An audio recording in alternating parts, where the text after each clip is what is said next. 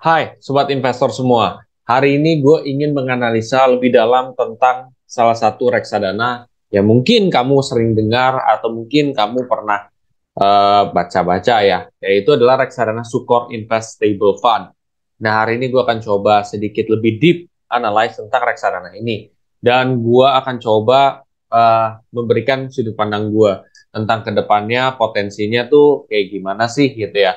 Dan ini adalah sudut pandang gue. Bisa jadi setiap orang beda-beda. Dan apapun dari sudut pandang gue, jangan kamu telan mentah-mentah dan kamu langsung melakukan tindakan investasi. Tidak, gitu. Tujuan gue di sini hanya untuk menyampaikan pendapat gue aja.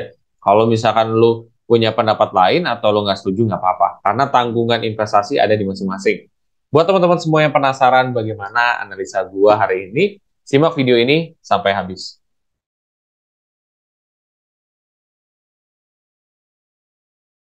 Oke, gue akan coba untuk share screen ke teman-teman semua. Eh, Pada hari ini gue menggunakan aplikasi yaitu Bibit ya. Jadi dia juga ada di website ketika kamu misalkan apa namanya buka portofolio kamu. Kita mulai dari awal ya. Kamu lihat di layar kamu ya.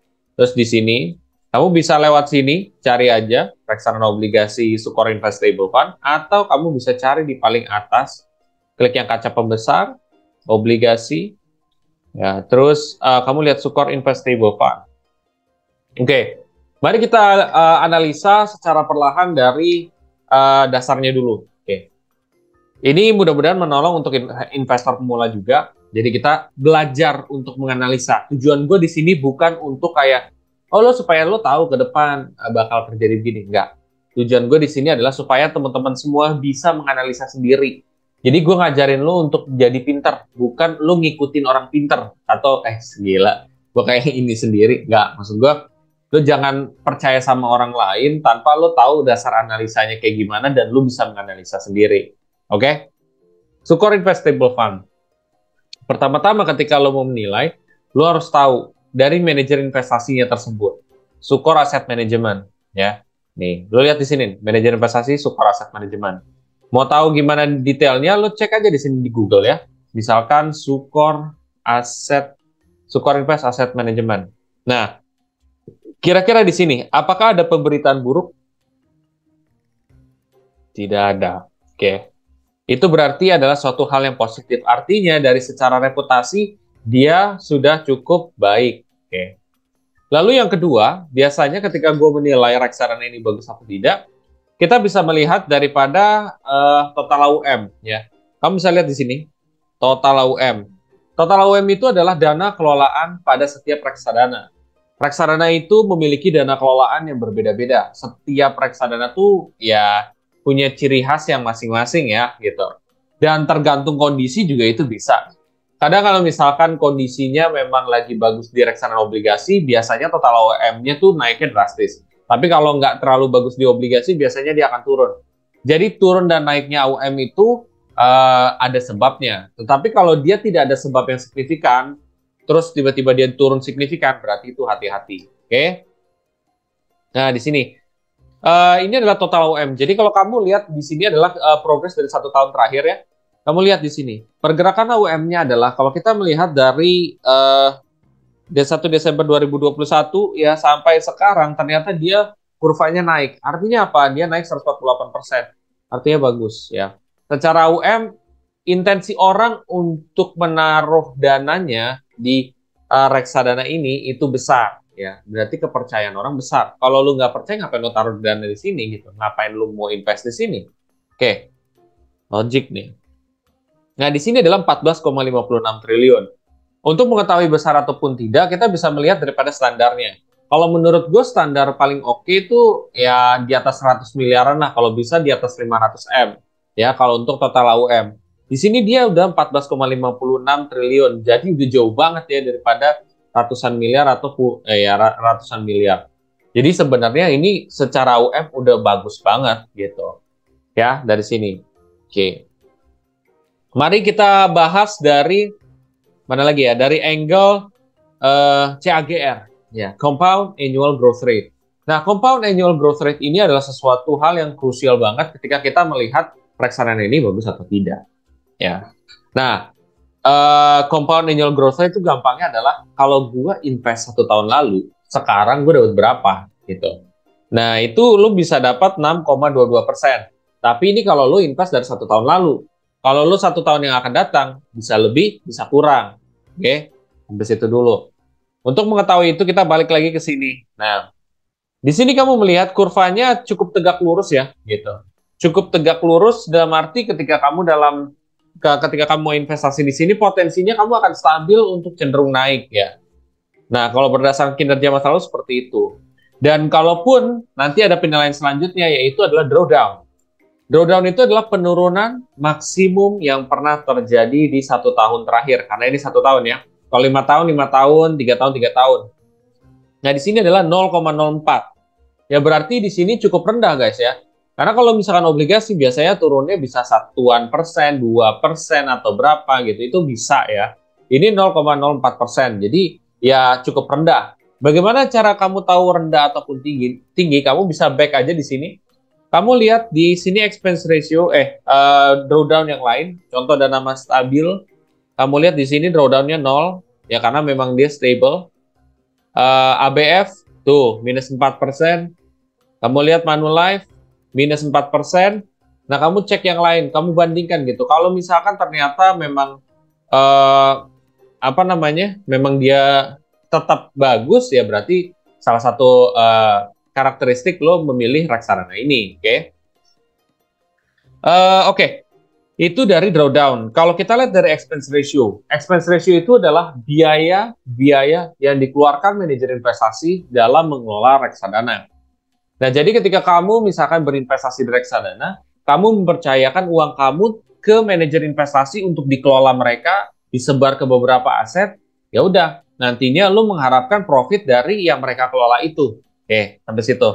Nah, di sini kita melihat expense ratio-nya itu adalah 1,25%. Ya, berarti harapan seorang investor adalah expense ratio itu kecil. Kenapa? Karena expense ratio itu biaya yang dikeluarkan oleh si manajer investasi yang kelola duit lo tadi, ya. Jadi lo berharap ya seefisien mungkin. Karena semakin dia efisien, terus hasil keuntungannya gede, ya berarti lo gede hasilnya gitu. Potongannya nggak akan gede gitu ya. Nah, di sini 1,25%. Bagaimana kita bisa melihat tinggi ataupun kecil? Kamu bisa back lagi, kamu cek di sini. Expense ratio-nya gimana tuh? Ada yang lebih tinggi, ada yang lebih kurang, ya. Ada yang tinggi, ada yang kurang. Jadi ya, menurut gue masih standar dan kerendah ya. Lo bisa lihat sendiri di sini, bandingkan aja. Nah, ataupun lo mau pakai bandingkan juga bisa sebenarnya. Oke. Jadi menurut gue expense ratio-nya ini masih sedang tergolong kecil. Oke. Nah, kalau untuk resiko dia sedang ya, karena obligasi itu adalah investasi yang tergolong resikonya tuh sedang, nggak terlalu tinggi dan nggak terlalu rendah. Dan kebetulan aja lo ngelihat kurvanya tegak lurus kayak begini ya, kayak reksadana pasar uang. Karena kalau misalkan lo lihat di ABF mungkin lo, kan goyangannya kenceng kan, ya. Makanya jadi beda reksadana beda goyangan. Oke, udah jangan tidur dulu, fokus. Oke. Jadi itu ya. Nah, kalau misalkan ada orang yang bertanya lagi sama gue, soalnya ini pernah ada pertanyaan juga sih.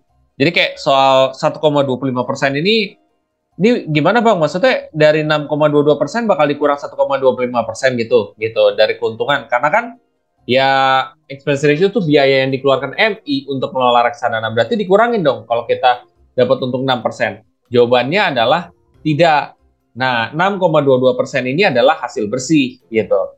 Nah, jadi sebelum keluar 6,22% ini udah dikurang sama ini, ya. Udah dikurang sama 1,25% ini. Jadi, lo yang lo terima di reksadana tuh sebenarnya sudah bersih. Jadi, lo udah nggak perlu pikirin lagi, ya. Yang lo terima, yang lo lihat di layar, ya itu dia.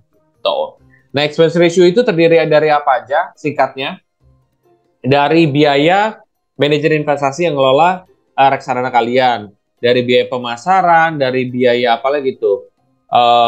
Trading, kalau misalkan dia ada top holding saham, ya bisa biaya pembagian keuntungan dengan aplikasi, misalkan aplikasi ini kan aplikasi bibit kan, ya bagi keuntungan dengan aplikasi bibit, ya dan lain sebagainya. Jadi expense ratio itu isinya penuh, ya. Nah, tetapi kan di sini persentasenya beda-beda. Apalagi kalau dia tuh meng-hire analis khusus, pasti dia akan lebih gede expense ratio-nya. Oke, itu dari segi expense ratio. Mari kita masuk kepada minimum pembelian. Minimum pembelian ini adalah salah satu yang krusial juga ya, karena kalau kemahalan juga akan sulit orang untuk invest gitu. Karena tujuan reksadana itu sebenarnya lu bisa invest dengan nominal kecil, tapi return lu juga cukup lumayan gitu. Kalau deposito kan mulai dari 10 juta, 5 juta, 7 juta, dan lain sebagainya. Jadi lu bisa dengan mulai yang sama, tapi lu mendapatkan return yang sama ataupun lebih gede gitu. Jadi ya ini sih bagusan minimumnya kecil ya. Di sini 100.000. 100.000 sih menurut gue standar sih kalau untuk reksadana ya. Komisi dan biaya penjualan gratis ya. Iya. Kalau aplikasi reksadana biasanya kalau dia online itu itu tuh rata-rata tuh gratis. Memang ada satu dua yang berbayar. Nah itu gue nggak tahu konsepnya gimana.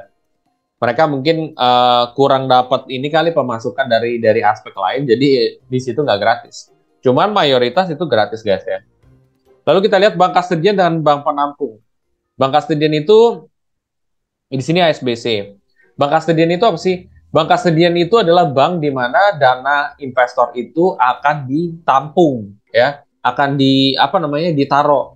Jadi si MI melakukan aktivitas itu harus permisi dengan bank kastedian. Jadi kalau misalkan dia mau tradingin, mau dia misalkan pindahin aset atau apapun itu harus ada persetujuan dari bank kastedian. Jadi nggak bisa yang main tiba-tiba dia yang ngelola tanpa ada izin, tanpa ada pencatatan itu nggak bisa, guys ya. Nah, bank penampung itu bedanya apa? Bank penampung itu adalah setahu gua adalah bank di mana setelah kalian transfer duit itu ditampung di situ, nanti baru dimasukin ke bank kastedian. Bank penampung itu tuh setahu gua kayak bank manajer investasinya gitu loh. Kayak Sukor dia punya bank manajer investasinya ya udah, BCA. Nah, ini sangat ngaruh ketika kamu misalkan menarik reksadana. Kalau kamu misalkan menarik reksadana, misalkan bank penampungnya BCA, lu juga BCA, ya lu nggak kena biaya transfer dong. Oke.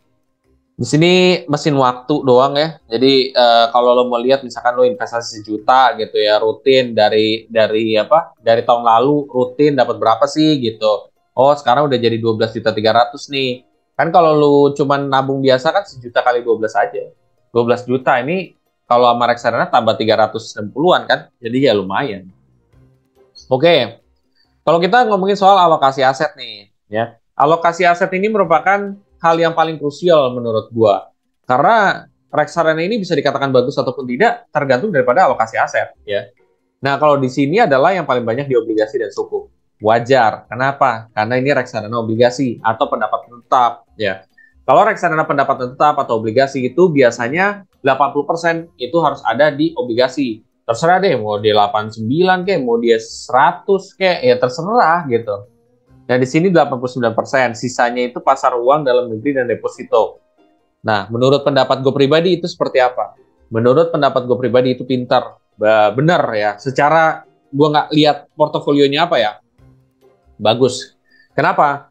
Karena gini, lo di saat yang kayak pandemi, apalagi mau 2023, di mana dia lagi mau banyak yang resesi beberapa negara, ya jadi kayak dari banyak masalah dah di negara-negara luar, nah itu bisa berdampak kepada kita juga, ya investasi juga mungkin naik turun. Menurut gue pasar uang itu bagus. Kenapa? Karena dia fluktuasinya tidak akan kenceng, ya. Kalau untuk pasar uang. Dan obligasi sebenarnya dia standar-standar aja sih. Mungkin dia masih ada penurunan, tapi nggak terlalu fatal. Tergantung juga dari obligasi yang dimasukin. Nah, untuk kita tahu lebih detail, kita lihat namanya top holdings di sini. Oke, kamu lihat misalkan di top holding sekarang. Top holdingsnya itu gimana gitu, bagus atau tidak gitu. Ya, lo bisa lihat misalkan dari sini. Lo cek obligasi BAFI 01C5 C65 lah, oke. Lo copy di sini ya, lo copy kurang Pak. Lo copy di sini ya kan. Lo search di Google, lo paste. Nah, lo lihat di sini. Oh, berarti tuh di sini open link in the new table. In new tab, sorry. Nah, ini lo lihat sendiri. Di sini adalah Busan Auto Finance. Berarti ini adalah obligasi Busan Auto Finance. Bentuknya seperti apa, jumlahnya berapa, dia dapat interestnya berapa, per berapa, pokoknya detailnya. Cuman kalau gue tidak akan mikirin ini ya. Gue mikirin namanya. Busan Auto Finance. Terus nanti gue tinggal cari di sini. Di Google lagi, copy paste. Oke. Nah, lo lihat di sini. Busan Auto Finance ini pernah ada masalah nggak? Atau perkembangannya bagus nggak? Lo lihat di sini. Oh, mengungkap meraut pembiayaan 5,4 triliun atau mungkin ada hal-hal negatif nggak di sini? Kalau dia tidak ada hal-hal negatif itu bagus. Atau lo bisa lihat misalkan kalau ini saham ya, tapi kan ini obligasi ya. Ini saham. Ada nggak ininya gitu? Oh nggak ada nih gitu atau apa? Mau cari informasinya. Ya jadi di sini. Kalau dia ada pemberitaan jelek, menurut gue ya jangan gitu. Kalau lo memang udah kenal ya, lo nggak perlu riset. Oke, bibit balik lagi. Nah, kita biar cepet ya. Obligasi, ini kopi. Yang kedua nih, kita analisa ini obligasi apaan sih? Oh, ini Maybank ya. Berarti ya tinggal copy paste aja nih. Dari ke C, copy. Oke. P. Maybank. Nah, Maybank tuh gimana gitu? Apakah ada pemberitaan negatif di sini? Apakah fatal? Oh, di sini tidak ada pemberitaan negatif. Ya udah kita lihat misalkan Maybank ada sahamnya nggak? Nah, oh ternyata dia masih ada kaitan sama saham, walaupun misalkan dia di obligasi atau apapun. Kita kan kalau di saham bisa lihat kinerja, Pak. Misalkan 1 tahun, oh kinerjanya dia turun nih. Ada apa di sini gitu? Kok bisa sampai turun 32% atau apa? Ya lu cari tahu lah. Itu kenapanya. Nah, di sini itu. Karena mungkin misalkan ada masalah di perekonomian menyebabkan saham-saham perbankan turun atau apa kan bisa di sini tuh. Yang penting lo riset aja di sini. Oke. Oke, Maybank terus apa lagi? Obligasi. Obligasi FR, kopi lagi. Lo cari nih atu-atu nih guys ya. Nih FR 0063 itu apa sih gitu. Nah, mari kita cek sama-sama. Oh, government bond. Ini merupakan government bond. Jadi ini adalah obligasi apa namanya pemerintah. Kalau obligasi pemerintah tuh biasanya dia lebih kuat untuk bertahannya dan dia memang untuk resiko gagal bayar tuh kecil guys ya. Jadi kalau obligasi pemerintah tuh punya plusnya di situ. Tapi kalau return biasanya obligasi perusahaan lebih gede sih. Cuman dari segi keamanan obligasi pemerintah lebih unggul. Oke, yang penting kita tahu ya ini obligasi pemerintah. Nah, ini apa nih obligasi apa? Oke. Nah, coba kita lihat Lontar Papyrus Pulp and Paper. Nah, ini gue tadi juga sempat riset ya ini Lontar Papyrus ini. Ya, tuh kan lu lihat ada black juga kan. Nah, coba lu lihat di sini kopi. Di sini ada nggak ini yang negatif? Oh, nggak ada misalkan. Coba Lontar Papyrus. Nah, lo lihat di sini, oh dia apa nih ada sahamnya nggak? Atau mungkin ada yang ada tawaran jelek nggak? Gitu. Nah, di sini nggak ada, oh bagus. Berarti paling tadi Maybank doang kan? Maybank yang tadi sempat sahamnya ngedrop kan? Tapi apakah itu memang untuk sementara atau untuk ke depan? Nanti lo harus riset lebih dalam guys. Ntar gue simpulkan. Obligasi lagi kita lihat. Kalau nggak analisa tuh nggak bisa cepet guys. Nah, ini Merdeka Copper Gold. Nah, Merdeka Copper Gold tuh dia kalau nggak salah dia ada sahamnya juga nih. Dia ternyata support investable fund ini naruh bonds di sini nih. Ya, invest di bonds ini. Gede returnnya 7,8 loh. 7,8 fix. Dia per 3 bulan dia bayar. Jadi ya menurut gua sih oke sih ya. Merdeka Copper Gold ya. Cuma kita lihat daripada sahamnya sekarang. Karena kalau kita mau lihat daripada kinerja perusahaan tuh biasanya dari sahamnya guys. Merdeka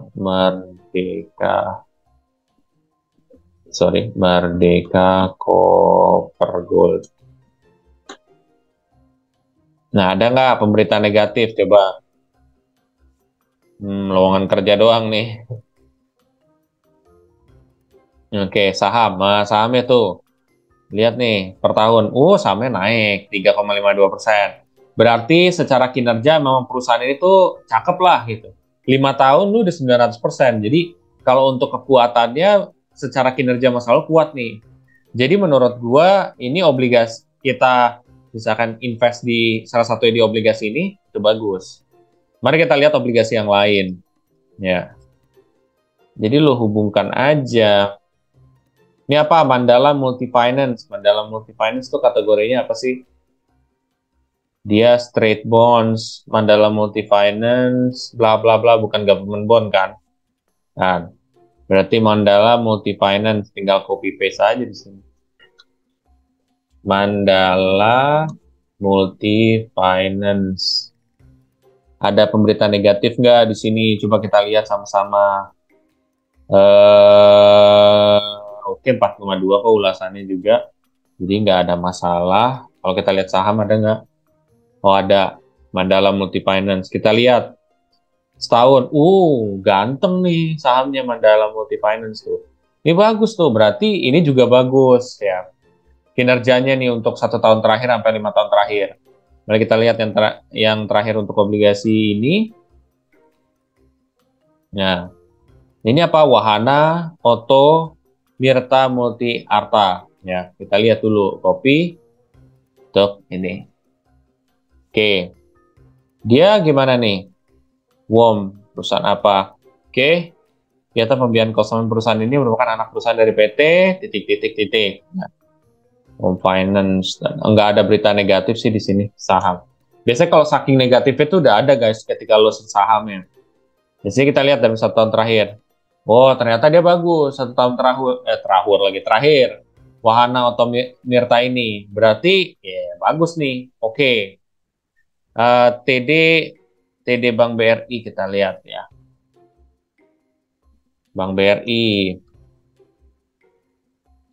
TD Bank. Apa itu TD Bank? Nah, Pak. Industri perbankan. Oke, di sini kamu bisa cari tahu lah. Kalau kamu nggak pengen tahu TD Bank BRI apa, lo lihat saham Bank BRI-nya aja deh, gitu. Bank BRI sahamnya gimana? Apakah bagus apa enggak? Kalau bagus ya udah, berarti oke nih. Gitu. Kita lihat dalam setahun terakhir, 20% guys. Jadi bagus. Kita lihat BNI terakhir, oke. Kita lihat BNI yang terakhir, ya. BNI, kita lihat BNI. Saham. Nah, sorry. PT Bank BNI. Nah, BNI itu dia 1 tahun terakhir. Naik 38%. Jadi, oke. Di sini berdasarkan kesimpulan cepat ya. Itu ternyata saham-saham saham lagi. Obligasi-obligasi di sini rata-rata bagus ya. Secara kinerja masa lalu rata-rata bagus. Tadi ada juga yang apa tuh saham Maybank atau Maybank, obligasi yang Maybank itu sebenarnya menurut gua sedikit kurang ya gitu. Dikarenakan ketika gua ngelihat sahamnya itu dia ngedrop. Lah, apa hubungannya sama saham gitu? Kan ini obligasinya, ngaruh guys gitu. Karena saham itu menggambarkan tentang nggak hanya kepemilikan, tetapi perkembangan dari perusahaan tersebut. Kalau perusahaan tersebut berkembang, seharusnya sahamnya itu bergerak naik. Kenapa? Karena motivasi orang untuk investasi semakin gede. Karena orang, gue investasi di sini, gue mengharapkan untung yang gede di ke depan. Nah, makanya ngaruh. Dan ternyata 1 tahun terakhir kinerjanya kurang bagus. Tetapi berhubung itu saham perbankan, biasanya itu saham-saham yang kuat gitu. Jadi ya masih diokekan. Oke, dari kalau misalkan gue melihat dari return 6,22% itu masuk akal nggak? Jawabannya masuk akal. Kenapa? Mayoritas top holdingsnya yang tadi disebutin dan tadi gue riset juga, itu ternyata memang mendukung. Mayoritas itu memang naik gitu ya, berdasarkan misalkan dia obligasinya nih, ini sahamnya gitu, itu rata-rata naik. Artinya ya kinerja perusahaannya bagus-bagus gitu. Nah, ataupun misalkan mereka naruh di government bond. Kalau government bond itu yang gue suka adalah dia lebih aman ketimbang yang corporate bonds. Kalau corporate bonds itu lo harus pastiin itu dia kuat. Kalau dia misalkan kinerja perusahaannya kuat, ya udah lo nggak perlu khawatir. Tapi kalau government bond, ya udah, lo udah kayak nggak perlu terlalu yang khawatir banget gitu. Karena memang kuat secara daya tahan gitu loh. Kemungkinan untuk gagal bayarnya kecil. Oke, jadi kalau gue lihat apakah bagus di tahun ini, bagus 6,22%. Dan kalau misalkan top holdingsnya di ke depan, dia misalkan tadi kan ada beberapa tuh saham perbankan juga, ada pulp and paper juga. Nah, ini sebenarnya kan bisa berganti ya. Jadi kalau misalkan tiba-tiba top holdingsnya jelek, dia bisa ganti guys ya. Tergantung dari kebijakan manajer investasi. Tapi so far sih kalau gue lihat, kuat dan bagus dan tahun depan pun masih punya potensi ya kurang lebih seginilah gitu ya. Jadi antara 6, 5, tapi dia nggak yang minus gitu. Bukan karena dia stable ya. Lo perlu ingat ya, jangan lo terpatok sama stable fund, oh berarti dia stable. Oh belum tentu. Jangan lo bilang bahwa stable akan selalu stable. Tergantung dari aset di dalam. Kalau asetnya sucks, jelek, ya nggak akan mungkin. Jadi itu patokannya. Apakah bagus? Bagus. Untuk tahun depan punya potensi bagus? Bagus. Kalau pertanyaannya apakah gue mau invest di sini kalau gue ada budget? Jawabannya adalah iya gitu. Tetapi keputusan gue dengan keputusan kamu bisa berbeda dan tidak harus sama ya. Tujuan gue di sini adalah untuk mengajarkan cara menganalisa, bukan untuk kamu memberikan keputusan lo untuk sama invest di satu produk sama kayak gue gitu. Oke ya, ini jelas ya.